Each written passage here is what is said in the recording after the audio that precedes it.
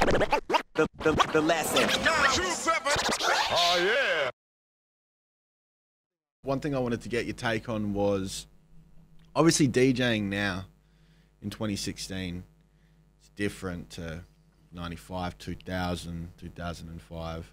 I remember, I kind of feel like back in the day, obviously when things were on vinyl, skills was an absolute must because not anybody could do it. And obviously you had to invest the time and the money to go to the record stores, buy the records, buy doubles, dig, you know, yeah, all I that mean, sort of shit. it's funny, man. Like, I agree with you, and then I disagree with you. And what I mean by that is, it's like, to guys like us, yes, you know. But whenever I played at a club, if there were 4 DJs, there was always me and 1 or 2 other guys that were, I guess you'd say, hip hop DJs who did all that. You know, dug for records, bought doubles. I mean, I used to buy fucking 4 copies of shit because I wanted 2 brand new copies in case I used them for blazing or a mixtape or something, because the records have that Q-burn sound and whatnot. But then there were always dudes that were just DJs. And what I mean by that is they were just a guy who loved to play music at parties. It isn't a bad thing, man. It's like I said, as I've gotten older, I'm a lot more mellow than what I used to be, because I used to be like that, fuck you, you're whack guy, you know? I was him all day long. And it's funny, Samurai's always like, you can't be that guy anymore. You can't say to people, fuck you, you suck, because, you know, it's 2016. But, you know, it's like anything. It's like saying you go to a karate school and there's some guy that just does karate to keep himself fit and he wants to be able to move a little bit in case someone tries to mug him, you know? But then you got another guy that's trying to train in the corner to be the world champion. So it just depends what they're about, you know? Mm. My whole thing was, if they were just the happy dude that DJ'd the party and just was a very basic DJ and played the right records and rocked the party and wasn't trying to, like, I guess, be the big DJ or be the skills dude, because he wasn't, then that was cool. I was cool with that, you know? If you were trying to talk shit like you were that dude but you couldn't back it up, well, then that was different and people would call you out. I guess it's like being a rapper. If you're like just like a cool rapper that everybody likes, for lack of a better expression, let's say someone like Talib Kweli, who's like obviously a talented rapper, but he doesn't say like, fuck you and disses this guy and, do you know what I mean? But if you want to be somebody like 50 Cent that comes out and wants to be the hardest and do all this stuff, unless you can back it up, people call you out. Yeah. You know? So with the DJ thing, it's the same, but it is different, you know? I think now as well, people expect a little less from DJs. I'll say that, like 10, 15 years ago, people expected more of a DJ, and even the more basic DJ had exemplary track selection and hence the selector title. Yeah. You could be a selector. You had the dope record collection. You had all the shit, and you just seamlessly mixed, you know? Nowadays, with MP3s and whatnot, there are kids. Maybe what's happening now is people are going out and DJing sooner than they would have usually, because even if you didn't have a lot of technical skills, but you were a selector, you might have needed to collect records for 2 or 3 years before you had enough stuff to play a party. Where now you can get a laptop and the next day have all the music, technically, you know? Mm. So, and the other thing as well is, man, I don't know whether the general public like are that educated and know or care. There are other things that entertain them, like Facebook, you know? So, like, if they go to a party, they just want to hear songs. They may not really care about the mixing, you know? And it's like we're saying about the DMC. Like, when I went in the DMC in 98, 99, I mean, let's go back a sec. Let's say Cash Money might have made the DMC dope, right? Yeah. Which was 88.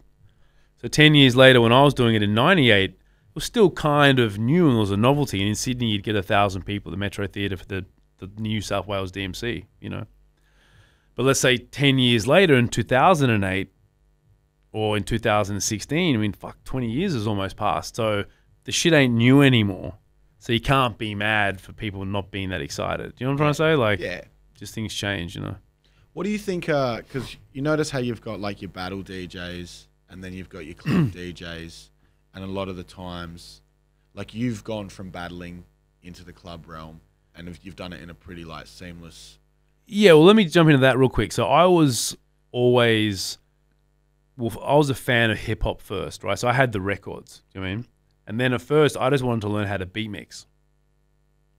So there was a few years, you know, when I was a kid and doing a few house parties where I was just a beat mix dude that had the records, you know what I mean? But because I loved hip hop and I'd hear guys like Scratch and see the videos, I wanted to learn how to do it. And I guess I went from being which I think is probably the best way to do it. You learn, you have the records, you beat mix, you can play a party. But then I got into the battling thing. Do you know what I mean? But I never started out as a battle DJ, if that makes sense, you know? So because I think I always did parties, that helped me do the club stuff because I was always doing that. You know, I already had jobbing clubs before I did the DMC. There are dudes who, like Samurai, came out to the world as a battle DJ. You know what I mean? He was like Australian DMC champion, and he may not have even played at a club at that point. You know, he was a young dude, you know? And then that obviously leveraged him to get into clubs, and he was a beast and did his thing, you know? There are some dudes that just love turntablism and don't want to play parties, which isn't a bad thing. Like I even say now, there are dudes that are more into turntablism than hip hop. Yeah. Right? That's my thing now, right? So I say to people like for me, DJ Revolution is one of my favorite DJs because with everything he does, you know, he'll scratch up a DMX vocal or a Lauryn Hill vocal, which a lot of turntablists wouldn't do. They'll just be using Qubit records, you know? Not a bad thing, it's just different. So I've always liked DJs that loved hip-hop. Jazzy Jeff, the Z-Trips, you know, guys like Scratch Bastard, the newer generation, and guys like Revolution, you know? But yeah, so for some of the battle DJs, if they've just been into turntablism, they may not dig for records. That may not be their thing. They may just have a bunch of battle records, which is cool. That's what they do, you know? And that's their thing. And that's their thing, you know? Like for me, I've always loved hip-hop music first, before DJing even, and before turntablism. Yeah. So even now, like when I do stuff at clubs, I'm not trying to prove myself as a turntablist when I play. I'm just trying to rock a party. And if I can do some of that stuff because I'm vibing to it, it's more I'm doing that for a vibe rather than trying to sort of flex skills. I mean, sometimes you might want to flex skills. Like if I've got to play with fucking Sanchez, like you need to fucking show him who the chief rocker is, you know? But, you know, it just depends what it is, you know what I mean? Yeah. So, but yeah, there has been a bit of a stigma sometimes that some battle DJs can't play, which is true. They can't because they don't. It's not what they do, you know what I mean? And it's like a dude that plays at a club may not be a battle DJ because that's just not what he does, you know? So you got guys like Cash Money who do both, you know? And it's funny, like Cash Money's famous for doing the DMC, but Cash will tell you he's just a badass DJ. So when he does parties, that's kind of like what he did at the DMC, you know? Yeah, I remember his DMC routine. It was like a full party rock. I remember dudes had whistles in the background and shit. All kinds of shit, man. Yeah, off the chain, you know? And that's the thing, like a lot of the stuff that certain DJs do in the juggles and the scratch patterns, that's just sort of like part of DJing, you know? And Shorty Blitz from the UK once, I remember at an interview, he was saying as far as turntablists go, he felt there were very few in the world in terms of making music with turntables, you know, Mixmaster Mike, Rock Raider, rest in peace. Certain men like that were like pure bona fide turntablists, you know what I mean? And a lot of people are just dope technical DJs. Not a bad thing. It's just it's what they do. Like, you know, when Mike does his thing, he's not really trying to play records. He's trying to make something new out of that, you know? Yeah, he's wild, man. Definitely an animal. Definitely an animal. The lesson. 927. Oh, yeah.